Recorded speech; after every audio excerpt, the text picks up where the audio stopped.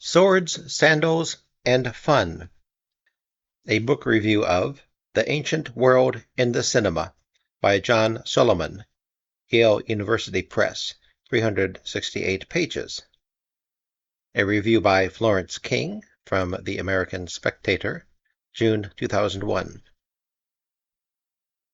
This book may sound like a doctoral dissertation, but it doesn't read like one. Jon Solomon, a classics professor at the University of Arizona, is not one of those pedantic nitpickers who is put off his popcorn by an incorrectly belted tunic or a 16th dynasty headdress on a 15th dynasty mummy.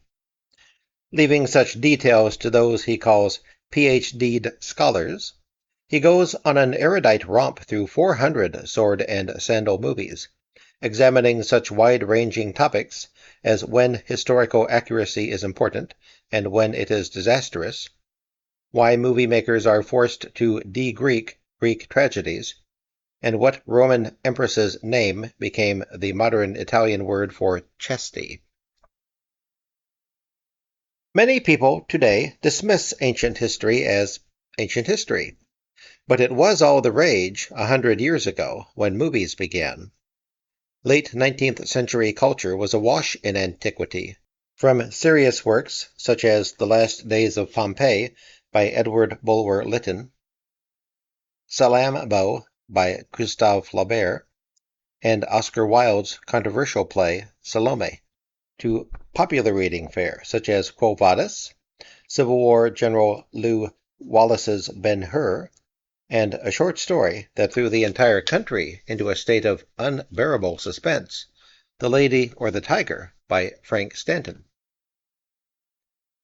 It was also a time of high standards in education, when Latin through Cicero, the old 5-year course, was a high school staple.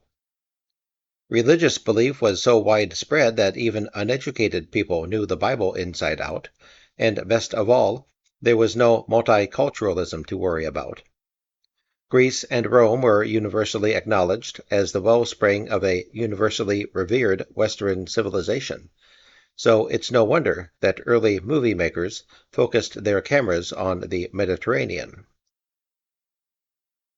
The first big Cleopatra movie in 1908 starred stage great Maurice Costello as Antony.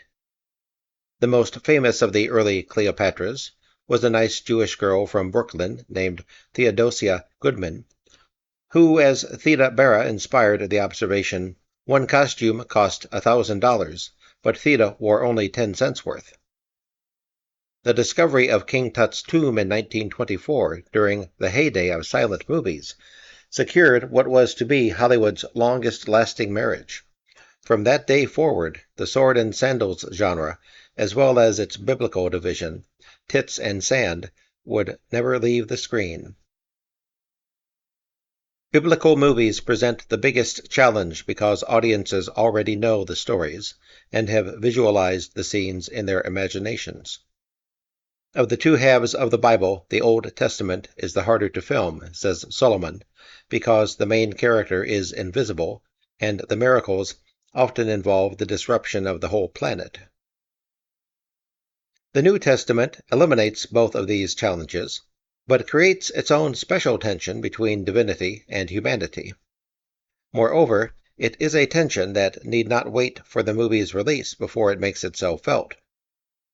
When Cecil B. DeMille directed King of Kings in 1927, he made H.B. Warner, the actor who portrayed Christ, eat and sleep alone for the duration of the filming, only to find that the enforced solitude activated Warner's old drinking problem.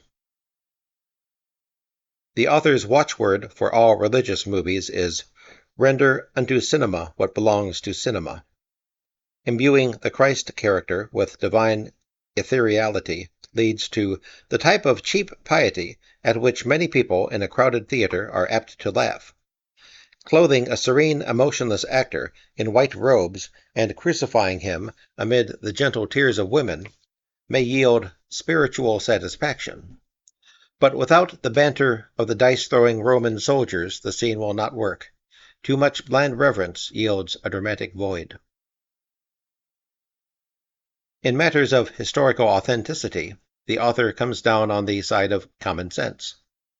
Although historians know that crucifixion victims had to carry only the horizontal beam of their crosses, changing such familiar iconography can cause shock and uneasiness in some viewers. In fact, some viewers would no doubt claim that the film was inauthentic. On the other hand, he objects to the Da Vinci syndrome in the seating arrangements at the Last Supper. The painter needed all the figures to face out, but movie characters cannot converse if they are all seated on the same side of the table. In 1961, King of Kings, with Jeffrey Hunter as Christ, inspired one critic to dub it, "I Was a Teenage Jesus." But Solomon praises it for its fidelity to the histories of Josephus. What he objects to is the trial scene showing Christ being represented by a Roman lawyer, which undermines the meaning and purpose of the Passion. He also takes exception to Robert Ryan as John the Baptist, who seems more like a pious preacher from Ohio than a man crying in the wilderness. Some of his other bête noirs include the casting of Lot in Sodom and Gomorrah.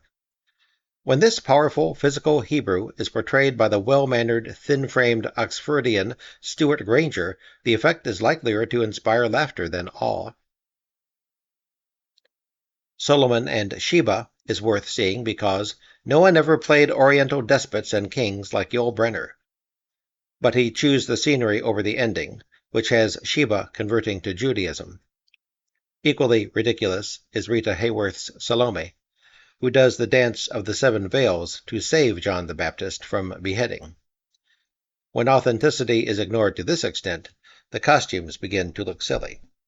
At the same time, however, quote, historical authenticity cannot be allowed to interfere with dramatic necessity or with the traditional understanding of certain biblical events. End quote. It's a fine line, but Solomon dons his location scout hat and draws it. Utah, with its towering buttes, makes a better Judea than the actual but less imposing site. If Giotto could paint imagery and inauthentic scenery for his New Testament paintings, why shouldn't movie makers do the same? Solomon believes that authenticity can also be served in small ways that impart the flavor of antiquity, such as the use of aphorisms. The aphorism was, to the ancient world, what the one-liner or the wisecrack are to modern-day America. Screenwriter George St. George coined several originals for the 300 Spartans. For example, who can understand the ways of the gods? They create lovely girls and then turn them into wives. The conflict between reverence and authenticity takes a secular turn in the filming of classical Greek tragedies. Here the reverence centers on 2 time-honored conventions of the form, the deus ex machina and the chorus. In the first, having a god suddenly appear on stage to sort out everyone's problems would destroy all efforts at realism. In the second, it is impossible to render the chorus in its original form without distracting the audience. As its name implies, the Greek chorus did what all choruses do, sang and danced. Transforming them into robed and bearded elders speaking in unison is like filming Top Hat without the dancing and having Fred Astaire recite the lyrics to I'm Puttin' on My Top Hat.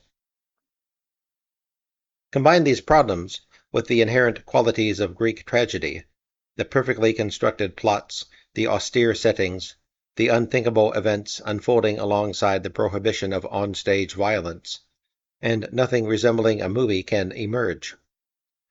For some inexplicable reason, writes Solomon, once all the authentic color and costumes are added to a Greek play on film, the psychological horror behind the murders and the matricide tend to lose some of their primordial impact. The solution? Remove the Greekness. The result? Eugene O'Neill's Morning becomes Electra, wherein Agamemnon becomes Ezra Manon, a Civil War hero returning home to be murdered in New England, with commentary supplied by a chorus of taciturn Yankees. The author prefers the modern dress Phaedra, 1962, with Melina Mercuri and Tony Perkins. They make, quote, improbable lovers. She looks more apt to devour him in one bite. Nevertheless, Perkins brings to his awkward role the bizarre intellect and psychological introspection characteristic of his many early roles. End quote. The Ancient World in the Cinema was originally published in 1978, but Solomon has updated this edition to include his analysis of this year's Oscar-winning Gladiator, set in the 2nd century reigns of Marcus Aurelius and Commodus. He didn't like it, and takes issue with its 21st century bias, specifically its trendy emphasis on family values. Maximus is offered the throne of the empire, but prefers to return home to his wife and son. Lucilla might also take the throne, but her main concern is for her son Lucius Verus. Commodus suggests that he would have been a better human if his father had loved him, and Marcus Aurelius admits that his son's faults are the failure of a neglectful father. This overindulgence in touchy-feely sentiments distorts history. The actual Lucilla was so ambitious that she was exiled and then executed, and Marcus Aurelius took Commodus with him on campaigns and entrusted him with important tasks, while Maximus, an invented character, is completely out of chronological sync. He is patterned on Cincinnatus, the 5th century BC farmer-turned-general who was twice offered the dictatorship of Rome, but turned it down to return to farming. It was his farm, not his wife and children, that Cincinnatus missed. His firm rejection of power in favor of the simple life of the soil is what made him a paragon of virtue to latter-day Republican idealists like the Founding Fathers, who would not have understood or respected the modern politician's showy emotional need to spend more time with my family. To portray the character of Maximus in this way, says Solomon, superimposes modern sensitivity and Roman Republican virtues onto the Roman Empire of the 2nd century A.D. He much prefers an earlier movie set in the same period, The Fall of the Roman Empire, which contains, quote, one of the most atmospheric sets ever used in an historical movie. The icy winter fortress in the barbarized European province, modern Austria, gives us the lonely sense of exile to the ends of civilization. End quote. Unfortunately, The Fall of the Roman Empire, 1964, was caught in the undertow of the moral and financial debacle of Liz Taylor's Cleopatra, 1963, which gave sword and sandal movies a bad name. The movie-going public was venied, and vicied out, but the genre was kept alive for the next decade by Italian producers. Drawn to their own heritage, and with plenty of Mediterranean scenery for the asking, they had first made their mark in 1957 with the low-budget Hercules, starring Steve Reeves. It cost $120,000 to make and earned $18 million. So with no competition from the bigwigs in the post-Cleopatra hiatus, they filled the gap with Muscleman movies. Solomon's tongue-in-cheek description of the typical entry is hilarious. The hero must engage in a wrestling match to show off his Mr. Universe build. He must have a fight with a virgin-devouring or hell-guarding beast, and a fight in an inn to provide him with an 8-foot solid oak table to use as a shield, or to throw at his dozen or so opponents, at least one of whom he will pick up and throw at the rest. He also throws paving stones, trees, columns, wine tarns, and vats of oil on fallen torches. His nemesis is, quote, a pointy-bearded tyrant with a pointy-breasted mistress. He himself has a charmingly innocent and chesty girlfriend with a name like Andromeda, Iola, or Fulvia, who is adept at virtuously bathing his wounds, generally only flesh wounds, on the shoulder. She is usually blonde, even if she is Egyptian, Greek, or Armenian. Her counterpart, the evil mistress of the pointy-bearded tyrant, has dark hair, a lizard's eyes, the charm of a snake, and the hots for the hero." End quote. The hero always has a loyal companion who is either almost as meaty and manly as himself, or else a wimpy beta male who can't throw doors, but is adept at poking enemies in the behind with his dagger. He also looks after the innocent, chesty girlfriend while the hero is away on one of his escapades. The companion always fails at this task, and the girl is captured by the pointy-bearded tyrant's soldiers. But fortunately she has, quote, "a pipsqueaky little brother who bites his way to freedom and runs to tell the hero that she is about to be ravaged by the pointy beard." End quote. To free her, the hero must perform a feat dreamed up by the pointy-bearded tyrant, known as the Test.